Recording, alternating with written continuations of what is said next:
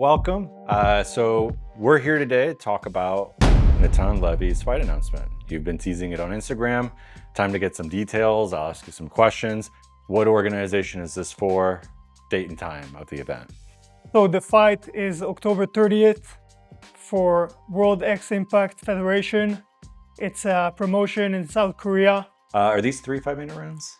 3 4-minute rounds. Oh, that's So trying to condense the action a little bit.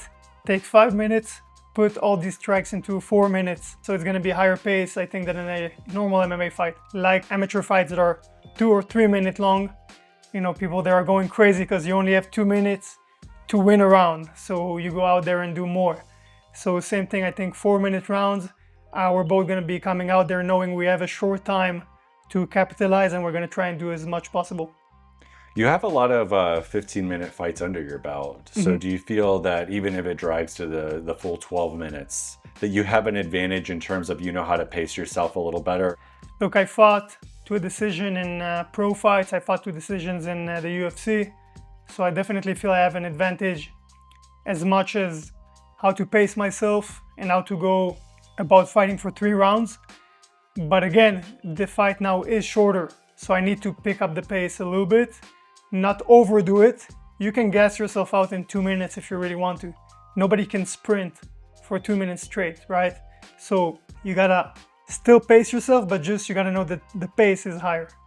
Yeah, 4 minutes. I just went to an amateur event last week, and you can see the 3-minute rounds.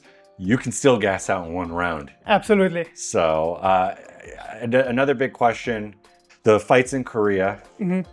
You have a lot of connections in Japan. You do a lot of karate training in Tokyo.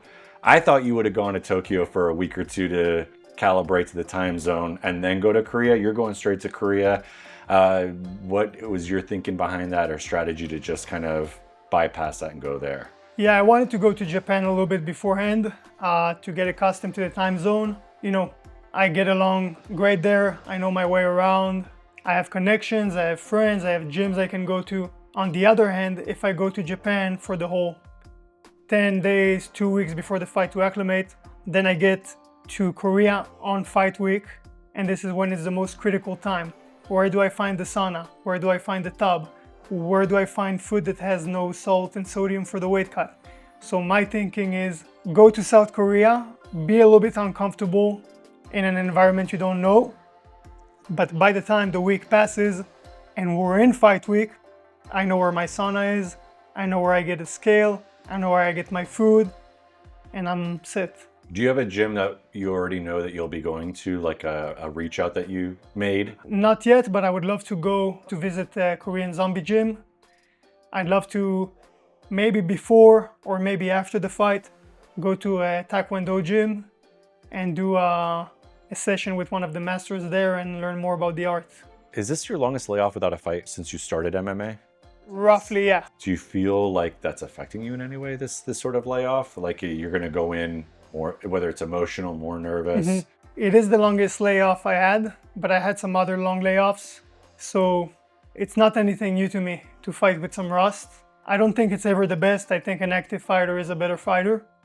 But this is what life throws at us.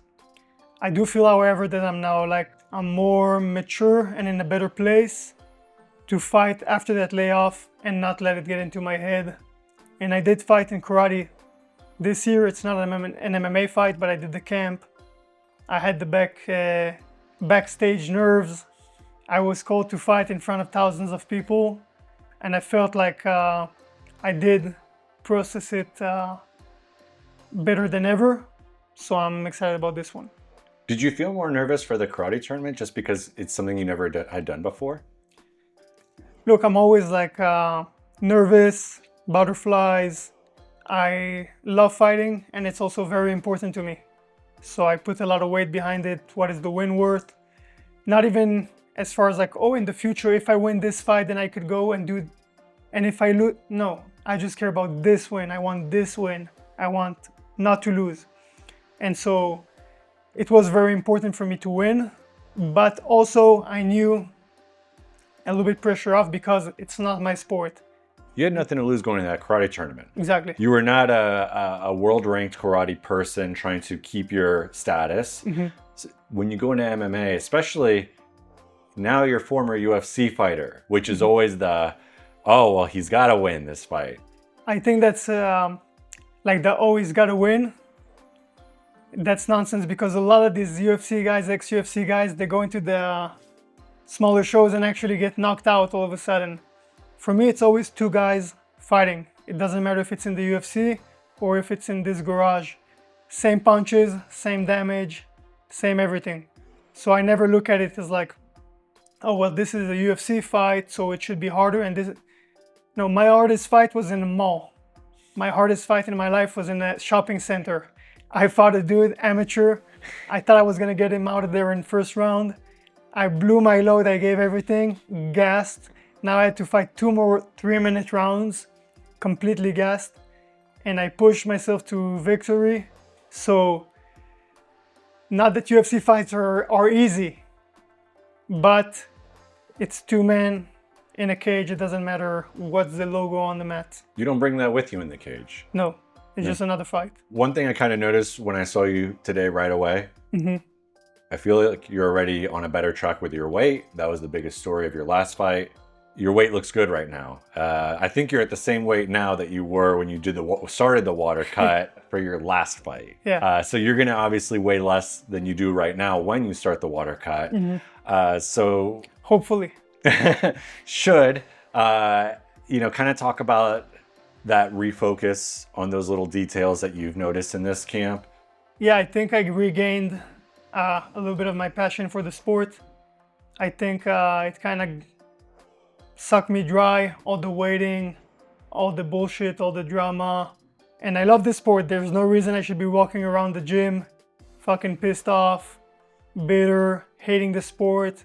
I'm where I wanted to be my whole life, and I'm not happy. And you think like, oh, I want to fight for the UFC, which of course everybody does.